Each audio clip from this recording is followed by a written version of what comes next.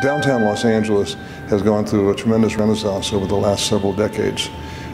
It's now a 24-hour community with 50,000 residents and growing, with the transit that brings millions of people a year to downtown, with the cultural tourism. Gone are the days where it was 9 to 5. You know, I've admired PacMutual building ever since I was a young lawyer practicing law in the late 60s in downtown Los Angeles. What we saw in PacMutual was the ability to do a different type of office space. Some people call it creative office space, other people call it collaborative space. It's not a series of cubicles or offices, but rather open floor plan where people can work in a very collaborative environment. And PacMutual lends itself very well to that. When we bought the building, it was so chopped up in a maze of corridors.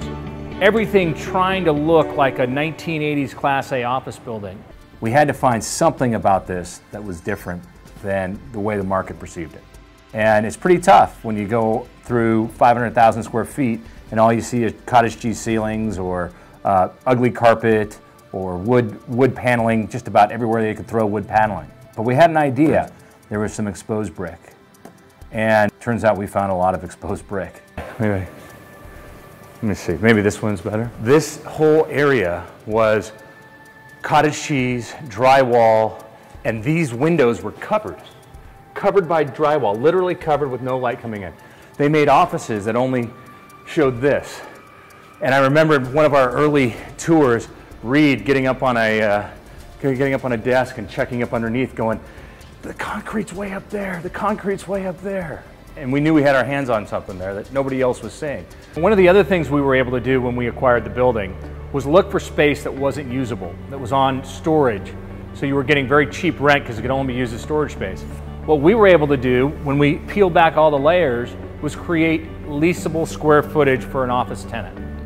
One of the keys to this acquisition was our ability to find space where we could collapse corridors and create additional square footage. This is a perfect example. Where I'm walking right now was a corridor that had offices off each side. These offices were very poorly positioned and not efficient. With our ability to sign a large tenant, a 60,000 square foot tenant, and gut the building, what we're able to do is create more square footage in this project. We acquired the building at 435,000 square feet. We're now at close to 460,000 square feet. Our team looked at the bones of this building and said, if we're able to deliver something unique, something you can't get anywhere in downtown LA, people will pay more in rent. Fortunately, we've been proven right. This historic building now provides an experience for a tenant that makes you feel like you're in Soho, you're in the Village, you're in the meatpacking district. And for 40 years, this stuff was covered. No one even knew it was here. Nelson, Chris, and I quickly came into PacMutual and identified 8 capital projects that we knew would really drive leasing and building value. Our construction expertise and taking the uncertainty out of converting a historic office building has really paid off.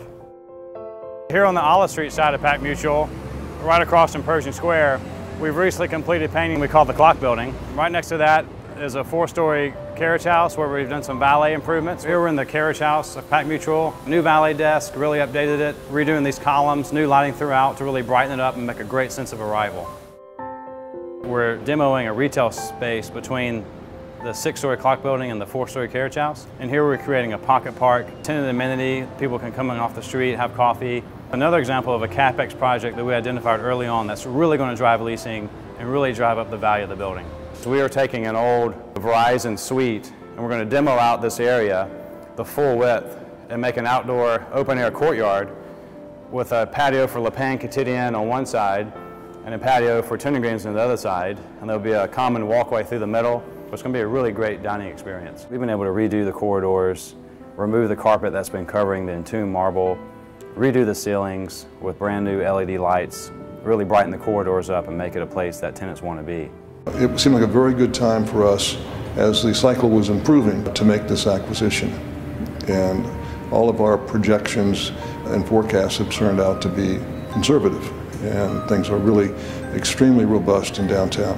One of the keys to this project has been always trying to keep the best of what was here, not really reimagining things from scratch, but taking the nuts and bolts of it and bringing it back to what it was envisioned in the 1920s. I love that we're doing so much construction at Old PacMutual and transforming this city block in downtown Los Angeles.